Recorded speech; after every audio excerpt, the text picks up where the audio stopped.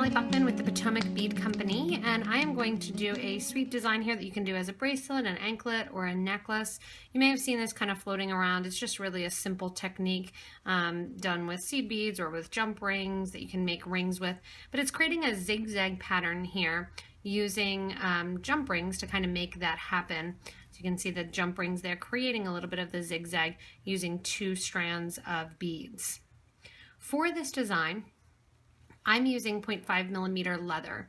The holes are actually really big in these beads. The beads that I'm using are the 2O Miyuki seed beads. They're about a 4x6mm kind of rondelle shape, almost like a small pony bead. It's the largest size that Miyuki makes that they classify as their seed bead, that 2O. And they only make them in a couple colors, a lot of those magic finishes that kind of have the shine to them. The ones that I am using for the project are the Royal Aqua lined crystal, and they have that kind of magic color again to the middle that they kind of turn different colors. And I'm going to be highlighting those with some jump rings. If you need any of the materials for this project, on the left hand side here we'll do a little drop down, and you can click on that in order to purchase any of the materials from me online or to make a list to see what's kind of you included and used for this project. There's a number of different cordings that you could use. So like I said, I'm using the 0.5mm leather in the brown color. You could use cotton cording, you can use hemp cording, you can use wax linen cording, which I really like to work with and like the feel of. And these holes, like I said, of the 2O seed beads are rather large, so you can even go up to a 1mm and you'll have no problem getting that through, or you could double your leather or your cotton cording. Depending on the project that you're doing, I'm going to be doing a bracelet here. So I'm cutting for this cording the length of my wrist times 3, and that's going to get me enough to double the cording and a little bit extra. If you want to do a necklace or an anklet, you're going to do that appropriate length times 3, and that'll get you enough extra that you can play around with the leather and the cording a little bit. In addition to the leather and cording, I do have my beads. Again, these are 2O seed beads in that aqua color that I'm going to be using. And for about 2 inches, you're going to use 10 beads. So that'll give you an idea, about 5 beads per inch. And that'll give you an idea exactly how many you need based on the inches of your wrist. In addition to your beads, you're going to need some jump rings. You can also make little loops out of seed beads. Those look really cool. You can use some metal spacers that have large holes, but the jump rings sit really tiny and they're going to create that zigzag pattern. I should mention also that you can use 6O seed beads for this, but the 2s kind of really exaggerate the look. You could also do a necklace using 2s in the middle and smaller 6s on the sides if you wanted to vary it up. For the jump rings, I'm using a 4mm inner diameter art wired jump ring in just the silver plated color. And you're going to need 1 more than the beads count that you're using. They come in a large pack, so 1 pack will get it completely done for you, especially if you're doing a bracelet. At the very end of the cord, I'm going to use a cup button, and this is the Jet Fool AB, kind of playing off that magic coating and that shine of the blue. Also handy, you want to have some pliers. I have 2 sets here, needle nose and flat nose pliers, to help me close up those jump rings because they do come a little bit open. I have my slip and snip cutters to cut through my cording and my leather. If you're a person that does gluing, you can have some super new glue. With you're working with cotton cording or with a wax linen, that'll work. I don't want the leather to dry rot, so I'm not going to be using any glue as I work with it. I am working on a nice flat surface. This here is a bead on it board. You can also work on a bead mat if you want something a little bit easier to work with. The bead on it board's nice because you can kind of transport it back and forth.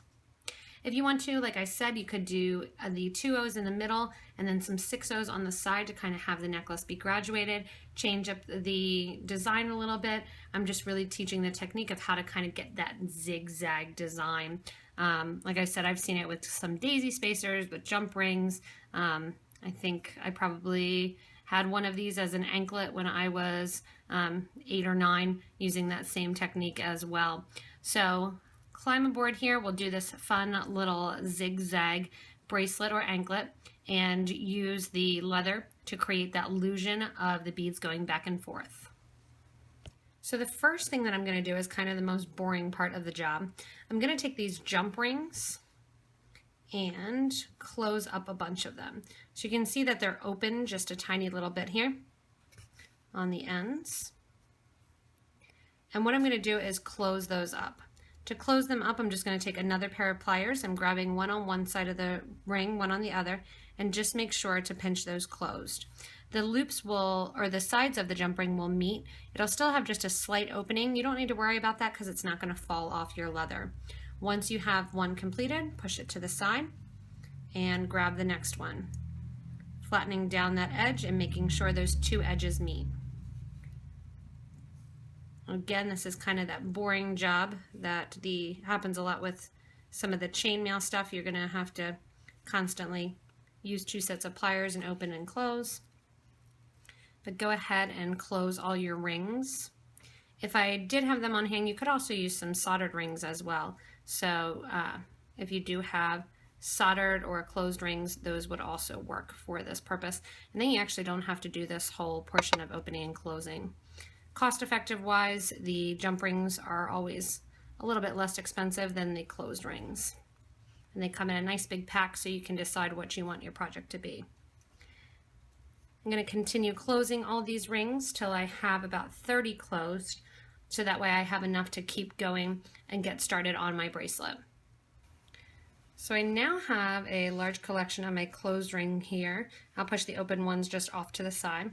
And picking up my leather, I have pre-cut the length there, again 3 times the length of my wrist, and I'm folding over it so the ends match in length. I'm going to create a loop here for my button to sit inside. So I want to make sure that the loop there fits on the button, but I don't want it to be too big that it's going to just kind of be dangling. Also, then you won't use as many beads. So I have the loop that I'm creating, and before I pull tightly on the loop, I'm making sure that it's the same size as the button. You can kind of push and pull that loop to make sure that it's an efficient size. Once I know the size is correct, I'm going to take both ends of my leather, and if you want to, you can work on a clipboard too. Some people will do a clipboard or a leather project board. And I'm going to put on my first ring. The rings are always going to go over both pieces of leather cording. Separating out the cording then, one piece is always going to stay to the right hand side and one piece is always going to stay to the left. On the right hand side of the cording, I'm going to put my first blue bead, holding those cordings to the right and the left, maintaining their side. I'm going to put on my next jump ring. Pushing that down a little bit, I'll separate out the cords. And now, since a bead went on the right hand side before, this one is going to go on the left. Push that bead down a little bit, grab your next ring, and put another jump ring on there. Push the right cord over, put on a bead, push the two cords together, and put on a ring. I actually remember doing this when I was younger with some soda tops, actually. Do the left-hand side here and put on a jump ring. And then add one more to the right-hand side and put on a ring. You can see I haven't pushed these beads down yet. I kind of have them all sitting there. I'm going to push it down one by one. I like to do about 1 inch at a time, pushing down the beads and the jump rings one at a time. As I push them down, they're going to kind of go right there to the end. You can see I'm just kind of pulling one at a time and pushing that down. When they are close to the end then, I'll go into the cording and grab one side of the cord, right or left, give a nice tight pull. You can see that turn starting to happen. Do the same thing with the other side, and you're going to get the opposite turn happening. So you can start to see those jump rings going from one side to the other side. Continuing on in the same fashion, you're going to separate out your cords here and add one to the right, one to the left, one to the right, one to the left, and continue on. When you separate them out too, you'll see that both cords will go through the jump ring. And then every time you have a bead on, you will have an empty cord on the other side. Bring those cords together, put on your ring, and slide that down. If you prefer to do it one at a time, you can do that as well, or you can use the quick method that I did while I'm adding a couple different ones at a time and then pushing them down. At the start here, you will see a little bit extra cording. Try to shrink that up a little bit to start that turn happening earlier. Continuing on with the design then, I'll go ahead in and add my next beads on the left and on the right. Left jump ring, right jump ring. Continuing on will get me more of that jump ring zigzagging pattern. As you continue with the design, you want to make sure that you pull each of the leather and get equal tension, because really the goal is that the rings look like a seamless zigzag as you're working with it.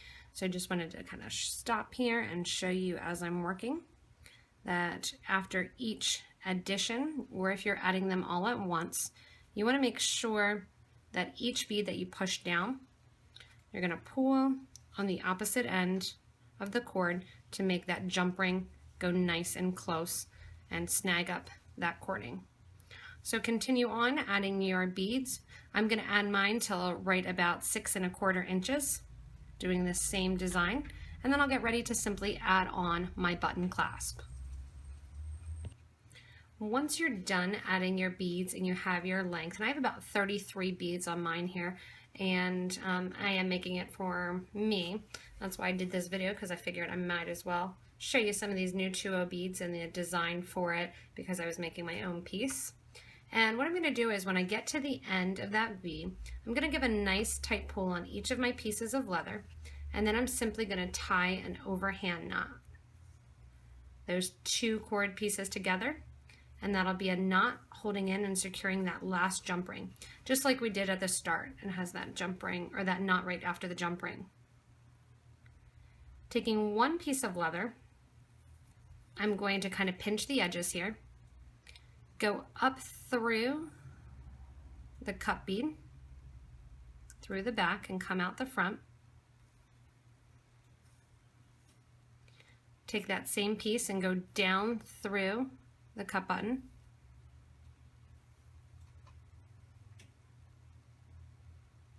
If you need to, you can also cut your leather on an angle to get it through those holes. Once I'm down the back of the cut button, I'm going to force that button closer to the knot by pulling up in the middle and then down, up in the middle and then down. I'll have that one little piece of leather exposed there at the end, and I'm simply going to take those 2 thread ends, one is at the back here, or those leather ends, and tie them together. Give a nice tight pull then, and tighten up that leather. If you want it to kind of have that summer bohemian look, you can actually take some more beads if you want to and create some fringe on the design by adding 2 more beads here right to the end, knotting after those, or you can simply cut the leather with your pliers right after. So I'll do a little knot there, hold the bead on, do 2, one over top of the other. If you're using 6/0 seed beads, 1 knot would, and the 5mm, 1 knot would be enough. And then I'm simply gonna cut the cord right after. Again, on the other side, this side just aesthetically, I'll make it a little bit longer so there's a difference in length. Tie the knot on the end of this cord. And then again, tie another knot to hold that bead in place. If you don't want the fringe hanging down, you can also just cut the cords right behind the button. It also looks cute with a little charm hanging down if you wanted to do that as well. If you are using cotton cord, I would take a little bit more of this, a little bit of the Super New Glue and kind of tie on to those cord ends. I'm going to stretch my bracelet out. The leather I'll stretch just a tiny little bit. And then my bracelet is ready to wear. Putting on that loop there. Going right onto the button. And those little beads will kind of dangle and hang as little charms from the actual button area. The cool thing about this bracelet, you really can do it with whatever materials you have. You can do the button on the end, you could do a clasp on the end, you can do the fringe and hang down a charm. You can use a little bit thicker leather if you wanted to, or that wax linen cording or cotton cording that you may even have at home. Again, you can use jump rings, or you can use the split rings will give you a double look to it, or you can use the soldered rings as well. So any really will make it work for those different rings that you can use. Again, it's a nice, simple, kind of summery bracelet that you can make with a variety of materials. If you do need any of the materials to make this fun bracelet, you can go back to the beginning of the video and grab the link so that way you can purchase from me online, especially if you want to try out these 2O seed beads, those kind of small pony look. You can also go below the video here to the drop down menu. Under the details of the video, there's a little show more button. Click on that and you can check out what materials were used in it that way as well. If you like the design, you want simple project ideas like this, or ones that are a little bit more into bead weaving or wire working, you can check out and subscribe to this YouTube channel. That'll give you regular updates when we do videos or fill you in on new products or new things going on in the beading world.